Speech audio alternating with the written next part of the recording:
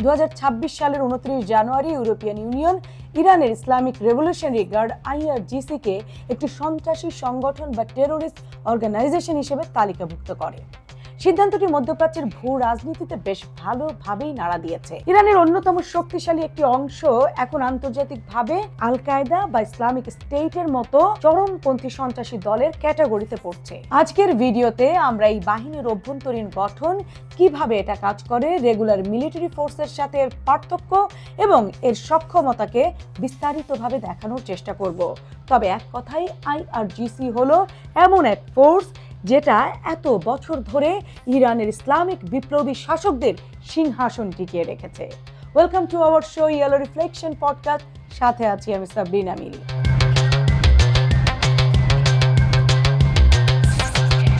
IRGC বা সিপাহী পশদারানি ইনকিলাবি ইসলামী কেবল একটি সীমান্ত রক্ষার জন্য গঠিত কোনো বাহিনী নয়।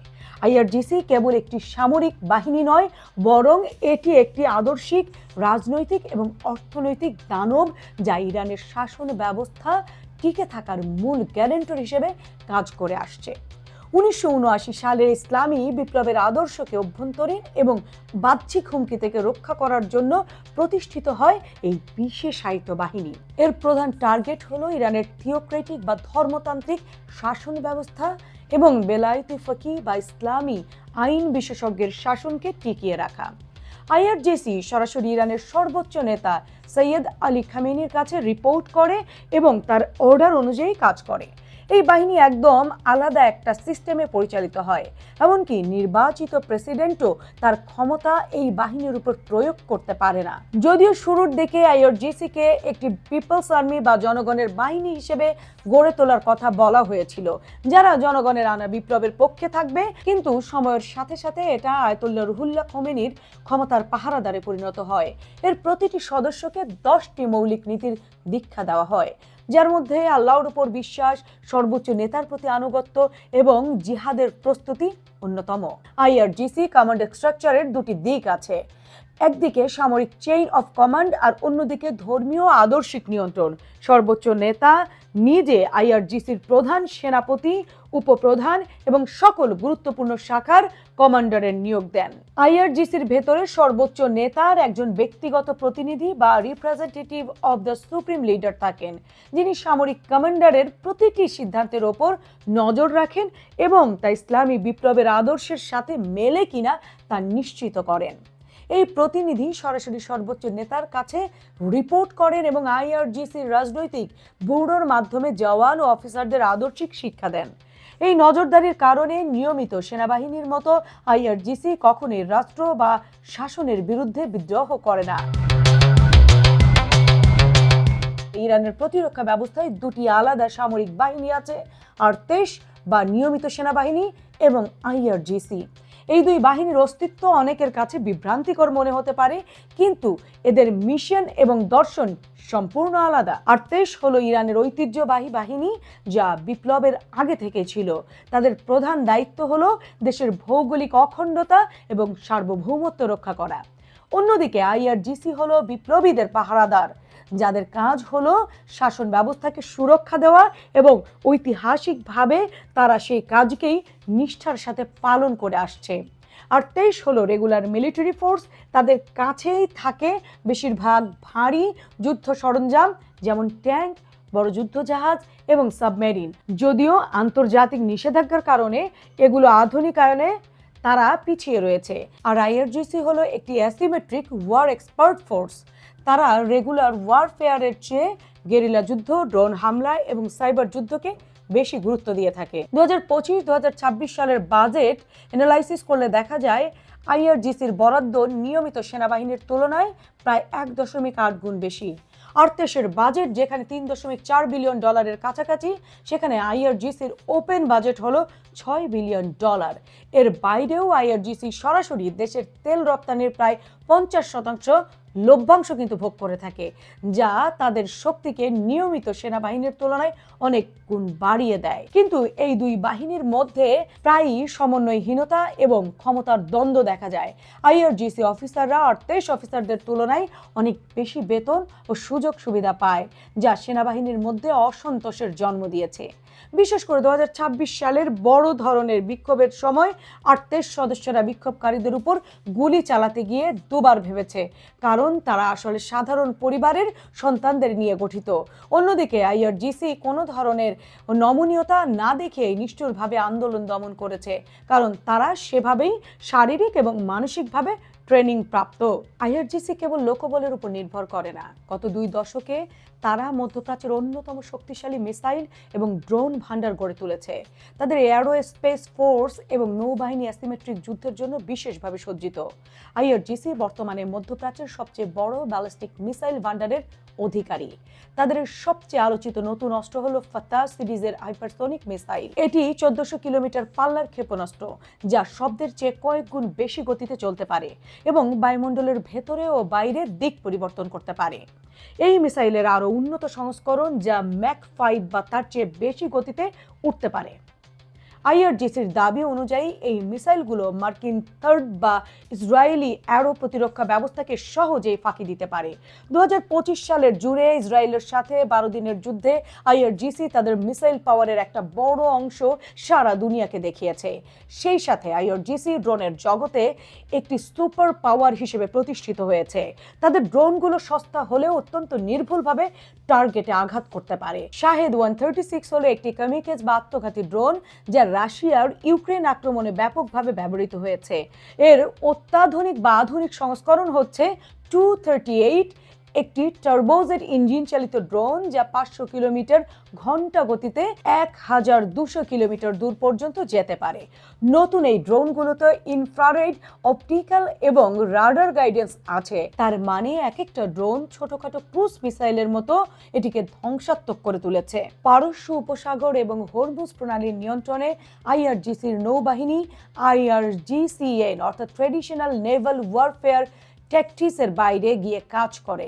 তাদের প্রধান অস্ত্র হলো শত শত ফাস্ট অ্যাটাক ক্রাফট বা এফএসি, যা আধুনিক বড় যুদ্ধ জাহাজকে চারপাশ থেকে মৌমাছির মতো ছেকে ধরতে পারে। তাদের এই সোয়ার্মিং ট্যাকটিক মার্কিন নৌবহরের জন্য একটি বড় মাথা ব্যথার কারণ। এছাড়াও তারা অত্যাধুনিক জাহাজ বিধ্বংসী ক্রুজ মিসাইল এবং সমুদ্রের নিচে মাইন পাতার ক্ষেত্রে বিশেষ দক্ষতা অর্জন করেছে।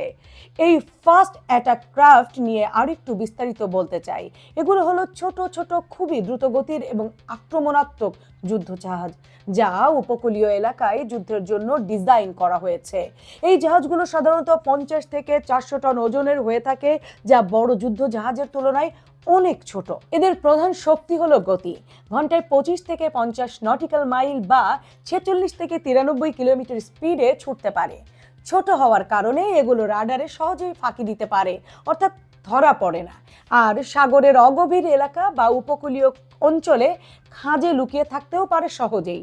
আকারে ছোট হলেও এই ক্রাফটগুলো অত্যন্ত শক্তিশালী আধুনিক অস্ত্র ক্যারি করতে পারে সহজেই। এগুলো জাহাজ বিধ্বংসী ক্রুজ মিসাইল বহন করতে পারে, যা কয়েকশো কিলোমিটার দূরের বড় কোনো যুদ্ধ জাহাজকে ডুবিয়ে দেওয়ার ক্ষমতা রাখে। অনেক মডেলে পানির নিচ দিয়ে আঘাত করার জন্য টর্পেডো এবং দ্রুত গুলি ছুটতে সক্ষম হেভি মেশিন গান বা অ্যান্টি এয়ারক্রাফট গান থাকে। ইরানের আইআরজিসি প্রথাগত বড় জাহাজের জায়গায় শত শত ফাস্ট অ্যাটাক ক্রাফটের একটি বিশাল বহর গড়ে তুলেছে। তাদের কৌশলটি হলো স্টর্মিং বা মৌমাছির মতো ছেকে ধরা। যুদ্ধের সময় তারা একটি বা দুটি বড় মার্কিন যুদ্ধ জাহাজের বিপরীতে একসাথে 50 থেকে 100টি ছোট ছোট বোট পাঠিয়ে দিতে পারে। তাই কোনটা রেখে কোনটাকে গুলি করবে তার হেভি মেশিন গানগুলো সেটা নিয়েই তৈরি হতে পারে কনফিউশন। তাছাড়া এতগুলো বোট যখন চারপাশ থেকে আক্রমণ করবে, তখন মার্কিন রাডার এবং প্রতিরক্ষা ব্যবস্থা বিভ্রান্ত হয়ে পড়ে, যাকে বলা হয় স্যাচুরেশন স্ট্রেস। ড্রোন এবং উপকূলীয় মিসাইল ব্যাটারির সাথে সমন্বয় করে এই বোটগুলো একযোগে আক্রমণ করতে পারে। তাই বড় জাহাজগুলোর পক্ষে প্রত্যেকের ছোট ছোট টার্গেটকে একসাথে ধ্বংস করা অসম্ভব হয়ে পড়ে। একটা বড় বিমানবাহী রণতরী বা ডেস্ট্রয়ার তৈরি করতে বিলিয়ন বিলিয়ন ডলার খরচ হয়, কিন্তু আইআরজিসি খুব কম খরচে শত শত ফার্স্ট অ্যাটাক ক্রাফট তৈরি করে। যদি যুদ্ধে 10টি ছোট ছোট বোট হারিয়েও যায়, তবুও একটি বড় শত্রু জাহাজ ডুবিয়ে দিতে পারলে তা কিন্তু স্ট্র্যাটেজিক্যালি বিশাল জয় বলা যেতে পারে। তার কারণ এই বড় একটি জাহাজের পেছনে যে খরচ আর এই ছোট ছোট বোটের পেছনে যে খরচ, দুটি কিন্তু কোনোভাবেই সমান নয়। অর্থাৎ ওই বড় একটি যুদ্ধজাহাজ হারালে যে খরচ হয়, ছোট ছোট 10টি জাহাজের খরচ কিন্তু অনেকটাই কম। আর ইরানের কাছে কয়েক হাজার এমন ক্রাফট আছে। এদের মধ্যে কয়েকটি নাম আমরা খুঁজে পেয়েছি, যেমন জোলফাকার। এটি হলো মিসাইল সজ্জিত fast and furious boat. Torpedo এবং মিসাইল দুই ধরনের অস্ত্রই বহন করতে পারা বোট মডেলের নাম হচ্ছে পেইকাপ। আধুনিক ক্যাটামারান ডিজাইনের জাহাজ আছে তাদের, যেটা শত্রুর রাডার ফাঁকি দিতে পারে, যেটাকে বলা হয় স্টেলথ টেকনোলজি। আর এই মডেলের নাম শাহিদ সোলাইমানি ক্লাস। আইআরজিসির সাফল্যের পেছনে আছে তাদের প্রশিক্ষিত এবং আদর্শিকভাবে অনুপ্রাণিত বিশেষ বাহিনী। এর মধ্যে সাবেরিন ইউনিটস এবং কোডস ফোর্স সবচেয়ে গুরুত্বপূর্ণ। 2000 সালে প্রতিষ্ঠিত সাবেরিন ইউনিট আইআরজিসির স্থল বাহিনীর সবচেয়ে এলিট অংশ। এই ইউনিটের প্রশিক্ষণের মান বিশ্বের শীর্ষস্থানীয় বিশেষ বাহিনীগুলোর মতোই। সাবেরিন সদস্যরা ব্রিটিশ এসএএস, মার্কিন গ্রিন রোবটস এবং ইসরায়েলি বিশেষ বাহিনীর রণকৌশলগুলো বিশ্লেষণ করে নিজেদের প্রশিক্ষণ সাজিয়েছে। তারা স্নাইপিং, ফ্রি ফল, প্যারাশুটিং, জিম্মি উদ্ধার এবং দুর্গম পাহাড়ি এলাকায় যুদ্ধে বিশেষজ্ঞ। এই ইউনিট সিরিয়া এবং ইরাকে সন্ত্রাস বিরোধী অভিযান এবং উত্তর পশ্চিম ইরানে কুর্দি বিচ্ছিন্নতাবাদীদের দমনে বিশাল ভূমিকা রেখেছে। 2026 সালের জানুয়ারি মাসে বিদ্রোহ দমনে এই সাবেরিন ব্রিগেডের সদস্যদের তেহরান ও মশহাদে মোতায়েন করা হয়েছিল। অন্যদিকে কুদস ফোর্স হলো আইআরজিসির বিদেশের মাটিতে গোপন অভিযান চালানোর শাখা। তারা ইরানের এক্সিস অফ রেজিস্ট্যান্স অপারেট করে। লেবাননের হিজবুল্লাহ, ফিলিস্তিনের হামাস, ইয়েমেনের হুতি এবং ইরাকের শিয়া মিলিশিয়াদের প্রশিক্ষণ, অর্থ এবং অস্ত্র সরবরাহ করে ঠিক এই বাহিনী। জেনারেল কাসেম সোলাইমানির পর এখন ইসমাইল কানি এই বাহিনীর নেতৃত্ব দিচ্ছেন। কুদস ফোর্সের অফিসাররা শুধু মিলিটারি ওয়ারফেয়ার এক্সপার্ট নন, তার অত্যন্ত দক্ষ রাজনৈতিক মধ্যস্থতাকারী হিসেবেও পরিচিত। আইআরজিসি তাদের সাইবার ইউনিটে ব্যাপক বিনিয়োগ করেছে। তাদের electrical warfare and cyber defence organisation ইরানের অনলাইন সেন্সরশিপ এবং দেশের বাইরে সাইবার আক্রমণ চালায়। 2025 সালের জুন মাসের যুদ্ধে আইআরজিসি হ্যাকাররা ইসরায়েলের সিসিটিভি ক্যামেরা হ্যাক করে সরাসরি যুদ্ধের মাঠ পর্যবেক্ষণ করছিল। অন্যদিকে মাডি ওয়াটার গ্রুপের সাইবার গ্রুপটি আইআরজিসির হয়ে বিশ্বের বিভিন্ন দেশের সরকারি ও বেসরকারি প্রতিষ্ঠানে ম্যালওয়্যার অ্যাটাক চালায়। 2026 সালের জানুয়ারিতে বিক্ষোভকারীদের মধ্যে বিভ্রান্তি ছড়াতে বিশাল বট আর্মি ব্যবহার করেছে। আইআরজিসি শুধু একটি সামরিক বাহিনী নয়, এটি ইরানের সবচেয়ে বড় ফিনান্সিয়াল পার্টনার। তারা ইরানের অর্থনীতির প্রায় 50% থেকে 80% নিয়ন্ত্রণ করে বলে বিভিন্ন সোর্স দাবি করে আসছে। আইআরজিসি সরাসরি তেল রপ্তানির সুযোগ পায় এবং সেটার প্রফিট সর্বোচ্চ নেতার অনুমোদনেই খরচ করা হয় ঠিক আইআরজিসির প্রকল্পে। ইরানের সংসদের যেখানে কিছুই করার নেই, এই বিশাল অর্থ ভান্ডার তাদের আন্তর্জাতিক নিষেধাজ্ঞা উপেক্ষা করে আধুনিক অস্ত্র তৈরি করতে সাহায্য করে। এবারে আসা যাক ইউরোপিয়ান ইউনিয়নের সিদ্ধান্ত প্রসঙ্গে। তারা আইআরজিসিকে সন্ত্রাসবাদী সংগঠন হিসেবে ঘোষণা করেছে।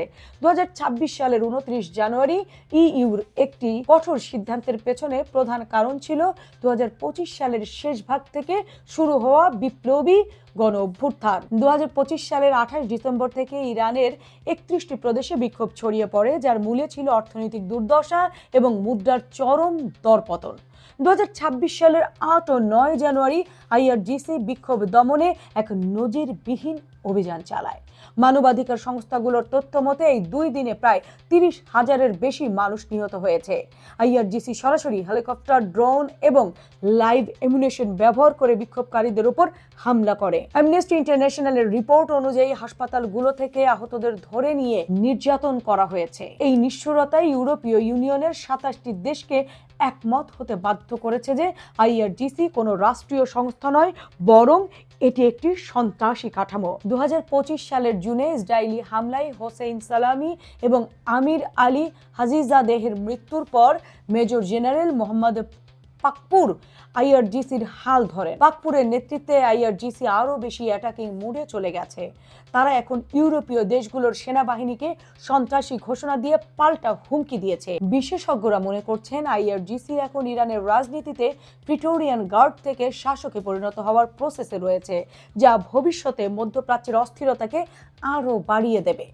ইরানের ইসলামী বিপ্লবী গার্ড কর্পস হলো আধুনিক সামরিক ইতিহাসের এক জটিল উদাহরণ। এটি যেমন একটি আধুনিক মিসাইল ও ড্রোন সমৃদ্ধ বাহিনী, একই সাথে একটা বিশাল বাণিজ্যিক সাম্রাজ্য এবং শাসনের নিষ্ঠুর পাহারাদার। ইউরোপীয় ইউনিয়নের সন্ত্রাসবাদী ঘোষণায় আইআরজিসি আন্তর্জাতিক বৈধতাকে ধ্বংস করলেও এর ভেতরে শক্তি এবং সর্বোচ্চ নেতার প্রতি আনুগত্য এখনো অটুট। নিয়মিত সেনাবাহিনীর সাথে এর বিভেদ এবং সাধারণ মানুষের উপর এর বাড়তে থাকা নিপীড়ন আইআরজিসিকে একটি খাদের কিনারায় নিয়ে এসেছে, যা ইরানের বর্তমান শাসন কাঠামোর টিকে থাকার ক্ষেত্রে এক বিশাল চ্যালেঞ্জ বলেই মনে করেন কেউ কেউ। আইআরজিসির এই বিশ্লেষণ থেকে এটা স্পষ্ট যে এই বাহিনীকে কেবল একটি সামরিক দৃষ্টিকোণ থেকে দেখা কিন্তু ভুল হবে। এটি একটি আদর্শিক দর্শন যা নিজের অস্তিত্ব টিকিয়ে রাখতে যে কোনো কিছু করতে প্রস্তুত। আজ এই পর্যন্তই, দেখা হবে নেক্সট এপিসোডে।